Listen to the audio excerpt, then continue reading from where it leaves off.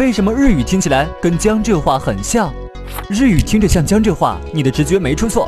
日语里的汉字发音有音读、训读两种，其中模仿汉语发音的是音读。常见的音读又分3类：吴音、汉音、唐音。它们虽然发音不太一样，但是都和江浙话比较像。比如京城的京，吴音是京都，汉音是京，唐音是金，光明的明，吴音是苗，汉音是魏，唐音是明。吴音的原型是两晋南北朝的吴方言。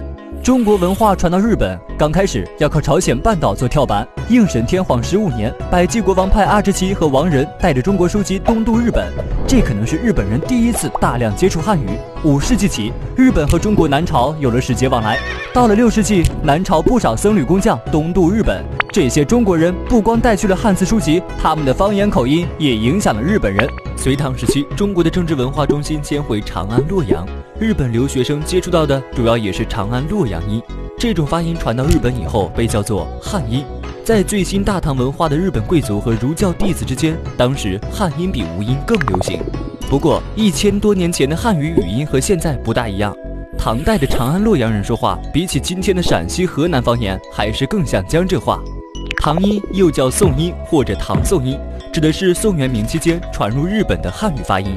唐字的意思也不是唐代，而是泛指中国。唐音主要靠来往于江浙和日本之间的商人和尚传播。唐音的原型是浙江土话和南京官话。现代日语里3种音读出现频率最高的是汉音，其次是吴音，最后是唐音。因为历代政府的偏爱，汉音的势力越来越大，直到在东京话的基础上形成了现代标准日语。汉音占了音读的半壁江山。至于唐音，今天基本上只在禅宗、武士道、茶道这些领域里才能见到了。